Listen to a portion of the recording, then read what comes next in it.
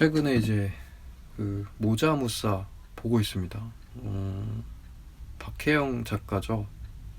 예전에 또 오해영 그거랑 나의 아저씨, 나의 해방일지 뭐 요렇게 쭉쭉 써내려 왔었던 작가분. 매니아가 있고 서정적인 바이브의 힐링 드라마를 잘 썼던 그 작가분이고요. 저도 이제 나의 아저씨를 너무 재밌게 봤고 거의 인생 드라마 중에 하나가 됐으니까. 근데 또 나의 해방일지는 또 안 봤어. 보고 싶다, 재밌을 것 같다, 위로가 될 것 같다 했는데 결국에는 드라마는 잘 안 보니까 그 이유는 또 안 보게 됐었고, 그래서 안 봤는데 이번에는 좀 봐야지 해가지고 보기 시작했습니다. 예. 원래는 다 나오면 나중에 몰아서 봐야지 하다가 그냥 못 참고 봤어요. 1, 2화랑 3화까지 봤어. 지난주 지난주 토요일인가까지가 봐가지고 그 1, 2, 3화를 봤죠. 근데 나의 아저씨 같은 그 무게감은 없어요. 예.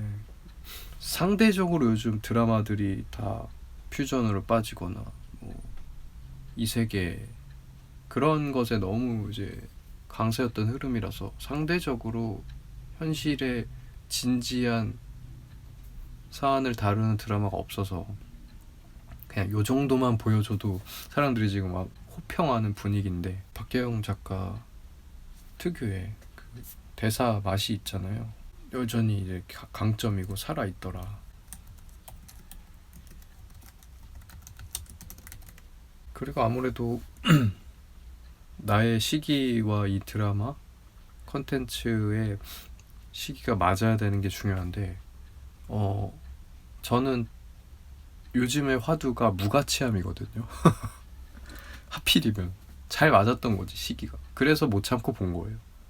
지금 시기에 보고 싶어서 더 짙게 이걸 소비할 수 있을 것 같다는 생각이 들어서 본 건데, 정말 저는 무가치하다는 생각을 너무 많이 하거든요, 최근에. 이게 원래 그랬어요. 원래 뭐 이렇게 내가 창출할 수 있는 분야가 그냥 정해져 있고 따로 있고, 근데 그거 가지고 돈벌이에 성공하지 않는 한 다른 건 다 못해. 뭐 예를 들어서 진짜 하다못해 운전도 잘 못해요. 당연히 운전은 하고 다닐 수 있는데 이렇게 남들 같은 그 남자들 평균의 공간 지각 능력이 없고, 그리고 뭐 이렇게 전구 같은 거 가는 거 당연히 갈 수는 있는데 이렇게 뚝딱뚝딱 잘 해내는 듯한 느낌은 전혀 아니고, 뭐 도구를 잘 쓴다든지 막 이런 것들, 막 잡기에 능한다든지 이제 남자들 특유의 그런 것들 잘 못하고, 근데 그래서 어느 정도 티가 안 날 정도만 이걸 가릴 수 있을 정도의 사회 스킬을 습득을 해서 이제 사회 구성원으로 살아가는 식으로 살고 있어서. 근데 당연하게도 그것은 한계가 있잖아요. 결혼식 어제 갔다 온 얘기도 했지만 같은 맥이거든요. 그러니까 자꾸 나를 건드리고 내가 이렇게 지나쳐지지 않는 얘기가 그거야. 가치를 만들어내고 있는 사람들의 얘기.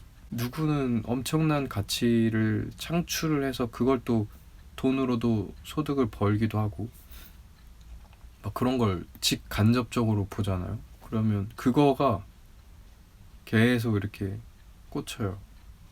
지나쳐지지가 않아. 그것은 다른 말로 하면 나의 무가치함이 건드려지는 거예요. 그러던 요즘이었고 그게 화두였는데 드라마 제목이 모두는 자신의 무가치함과 싸우고 있대. 이 내 얘기잖아. 이렇게 드라마가 나오는 것이, 그러니까 박혜영 작가 좋은 이유가 공증을 해줘. 이렇게 이 드라마 제목을 이걸로 선정한다는 것은 나 같은 사람이 그래도 적지 않이 있다는 얘기잖아. 그러니까 그들을 타겟으로 해서 드라마는 인기를 얻어야 되는 거니까 키워드로 들고 나오는 결정을 했을 거 아니야. 그래서 그게 그 즉시 위로가 되는 거지.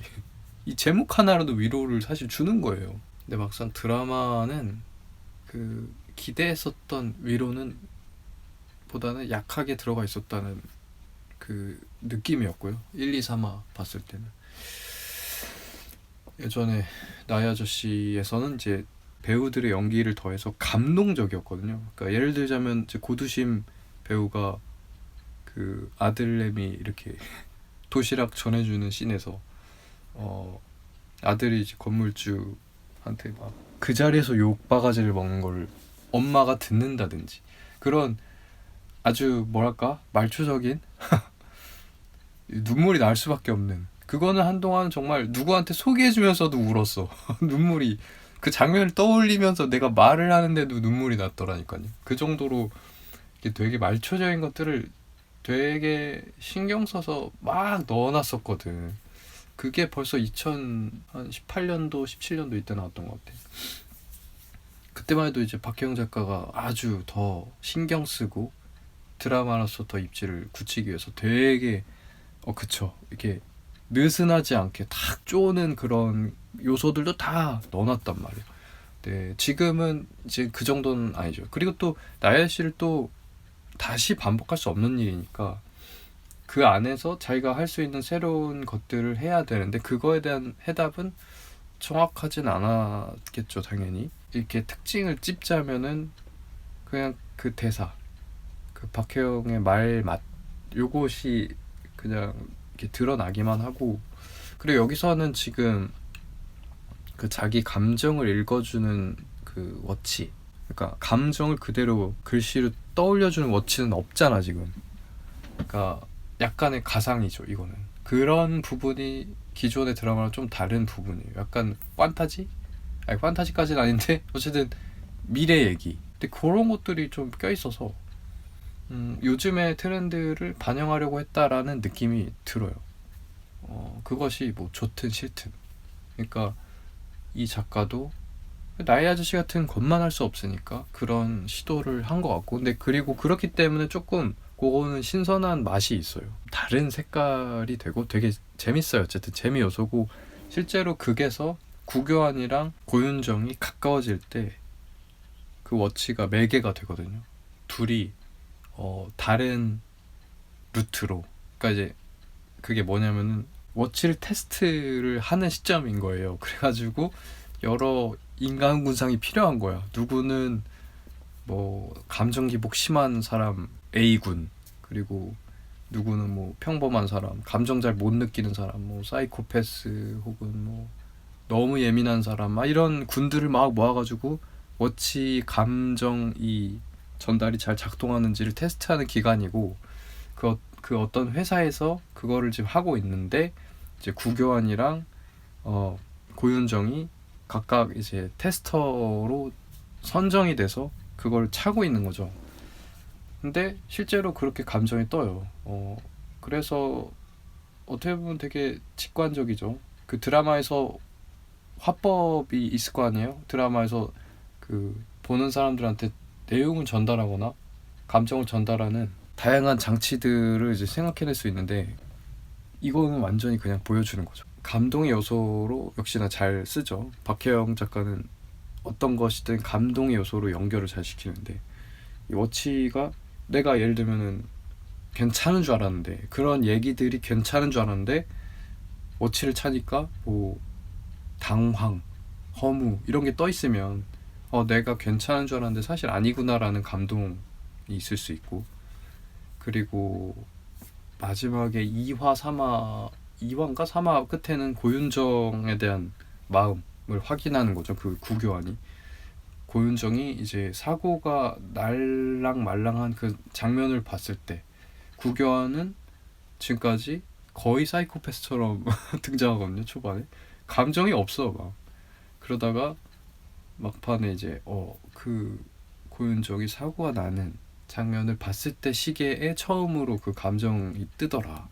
그런 걸로 이제 둘의 가까워지는 장면을 이렇게 확 그렇게 풀어낸다든지. 제일 좋았던 거는 고윤정과 구교환이 가까워지는 그 장면이 되게 좋았어요.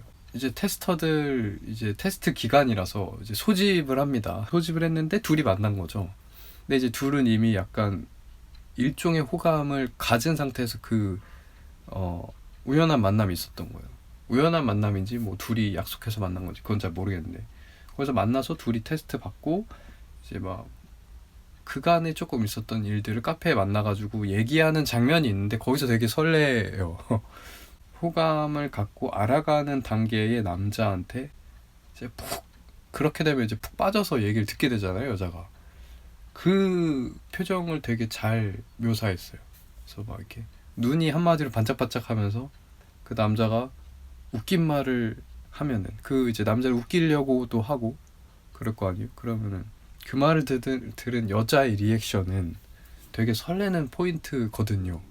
그러니까 그 여자가 되게 재밌게 얘기를 들어주면 그것만큼 이렇게 뿌듯하거나 재밌는 모멘트가 없죠, 남자 입장에서. 근데 그게 되게 잘 담겨 있어서 연기를 잘한 거죠. 그러니까 구교환도 연기를 잘하고 그 장면 자체가 좋았고, 거기서부터 이렇게 확 뭐 나연씨나 이런 거랑 다르게 그냥 로맨스를 박아버리는 빠른 진도를 빼는 그 느낌이 되게 신선했고 여러모로 그래서 좋았어요. 네. 그리고 거기서 대사 중에 하나가 구교환이 싫었던 사람들에 대해서 막 묘사하고 얘기하다가 얘기를 하다 보니까 기분이 나빠진 거야. 그래서 갑자기 기분 나빠지려고 하네. 이게 이 대사를 치는데 이게 되게 구교환스럽고 되게 맛깔나고 내가 공감도 되고 그래서 그 대사가 가장 되게 재밌게 와닿았어요. 작가가 썼을 거 아니야, 그 대본. 그러니까 또 연기도 잘 살리고. 그래서 초반에는 어쨌든 구교환 캐릭터가 너무 찰떡이다, 구교환 아니면 못 살린다, 지금 이런 평가가 많이 있는 것 같아요. 고윤정은 이제 스트레스를 받거나 약간 좀 감정적으로 힘들어지면 코피를 흘립니다. 그런 설정인데, 그래서 코피 나오는 게 조금 피가 계속 나와가지고 좀 그래. 뭐 그런 게 있습니다. 근데 이제 그들이 가까워지는 장면에 이렇게 지하철 건널목이 나오거든요. 정말 일본 드라마에나 나올 법한 그런, 나의 아저씨에서도 그런 거 나왔던 것 같고, 거기서 우연히 만난다는 게 너무 이렇게 우연적인 설정이라서 그런 거 좀 마음에 안 드는데, 그래도 분위기 좋고 하니까 그냥 수용하고 보는 거죠. 나머지 것들도 봐야 될 것 같고 그러고 있습니다. 어쨌든 결론, 제목이 다 했다. 그치만 그만한 진짜 와닿게 위로하는 내용은 별로 없었다 라는 거.